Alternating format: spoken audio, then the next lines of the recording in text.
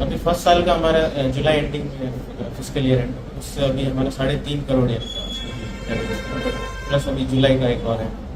उसके बाद मेनली हमारा जो भी क्लाइंट है वो स्टार्टअप्स हो गए जो जापान में, और जो गवर्नमेंट एंटिटीज हैं उनके लिए हम अभी सॉफ्टवेयर बिल्ड कर रहे हैं, और धीरे धीरे उसको स्केल करके बाकी सारे जो भी सेक्टर्स है वो भी। मतलब जॉब छोड़ने का मेन रीज़न ये था कि जब मैं जॉब कर रहा था उस कंपनी में, तो एक चीज़ मैंने ये पाई कि जब मतलब काम करने के लिए बहुत सारा स्कोप था, बट जो सॉफ्टवेयर इंजीनियर और जो भी स्किल थी काफ़ी लिमिटेड थी वहाँ पे इंजीनियर्स। मुझे लगा कि ये मार्केट में गैप है, और अपने इंडिया में काफ़ी युवाओं में काफ़ी सॉफ्टवेयर इंजीनियर की स्किल है, वर्क एक्सपीरियंस है, तो उसको एक ब्रिज मिले, उसको एक प्लेटफॉर्म मिले जहाँ पर अपना स्किल वगैरह शो कर पाए। बट उसके लिए हमने कंपनी स्टार्ट किया, वर्क सेम AI रिलेटेड और मशीन लर्निंग। कंसल्टेंसी से आप सॉफ्टवेयर डेवलपमेंट पे आ गए।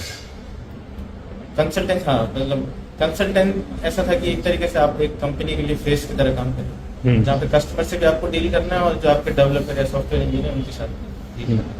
तो अभी हम वही जो सॉफ्टवेयर इंजीनियर है वो इंडियन इंजीनियर्स के थ्रू, और क्लाइंट हमारे भी जापानीज। किस तरह के सॉफ्टवेयर है जो डेवलप कर रहे हैं आप?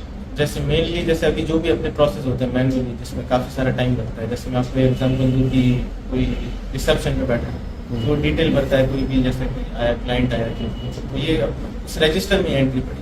बट एक कोई कंपनी है, हॉस्पिटल है, कोई भी होटल है, उसका मालिक उसको कुछ पता ही नहीं क्या, उस पूरे प्रोसेस को ऑनलाइन करते हैं। फिर ऑनलाइन करने के बाद आपको ये भी एक एनालिसिस करनी पड़ेगी कि किस तरीके के कस्टमर आपको आ रहे हैं, एज रेंज आपको पता चलती है, तो उस एज रेंज के हिसाब से आप अपनी मार्केटिंग कैंपेन भी चला सकते हैं। उस तरीके के पूरे प्रोसेस को मतलब एंड टू एंड बोलते हैं इसमें सॉफ्टवेयर इंजीनियरिंग, वो पूरा का पूरा डिजिटाइज करके, और जो इवेंचुअली जो भी होटल है या जो भी चेंज चल रहा है उसके रेवेन्यू को ऊपर बढ़ाने क्या यूज़ करें, AI का है क्या यूज़ करें। एक करोड़ का अपने आप में बहुत बड़ी अपॉर्चुनिटी थी।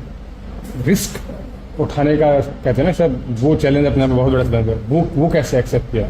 रिस्क जैसे हमारे भैया है सब ऋषि, उनका अपना हॉस्पिटल चला रहे, तो रिस्क टेकिंग मतलब बिजनेस का काम तो उनसे हमने सीखा, और बाकी जो भी काम करते हुए काफ़ी अनुभव भी मिला कि इस चीज़ों को इस तरीके से करते हैं, जो अगर इनिशियली स्टार्ट कर देता तो शायद मुझे जो उसका क्या बोलते हैं नो हाउ चीज़ होती है वो नहीं पता होती। तो 7 साल के एक्सपीरियंस मैंने गेन किया, और अब उसका यूज़ करेंगे एक्सपीरियंस के सारा खुद की ओनरशिप का काम ज़्यादा रहता है। पहले थोड़ा खुद का मतलब कंपनी में काम करते थे, खुद के लिए टाइम मिलता था। अभी जैसे हर चीज़ हैंडल करनी होती है, जैसे लीगल से लेके आप कॉन्ट्रैक्ट वगैरह, तो टाइम थोड़ा कम मिलता है, बट थोड़ा उसी के साथ मतलब एक काम करते हुए भी फन लगता है, और नई सारी चीज़ें भी बार बार। एक चीज होता है ना सर, लाखों का पैकेज हो, आपको तो करोड़ का मिला, वो भी छोड़ दिया, ऐसा क्यों?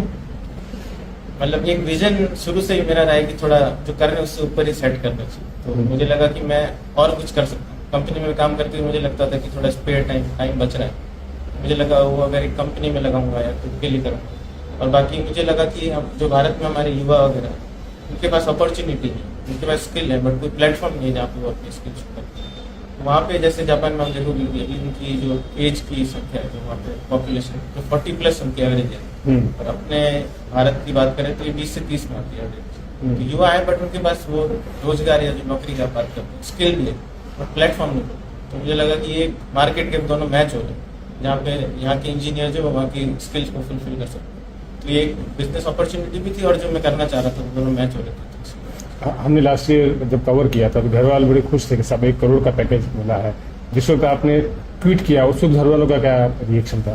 घर वाले शुरू से सपोर्टिव रहे, उन्होंने मतलब कुछ ऐसा कहा नहीं, बट उन्होंने कहा था कि थोड़ा ध्यान से करो। वो एक फैमिली मेंबर की तरफ से रहते हैं, जो उनका उन्होंने देखा है अभी तक वर्क एक्सपीरियंस है उनका, उन्होंने कहा था कि सेव ऑफ जो रहता है, बट बिजनेस में थोड़ी रिस्क तो हर वक्त आपकी लेनी पड़ती है कोई भी चीज़ का। वो इनिशियल रिस्क था, आप धीरे धीरे कंपनी ग्रो कर रही है, तो उससे काफ़ी अच्छा। लैंग्वेज बैरियर नहीं होता?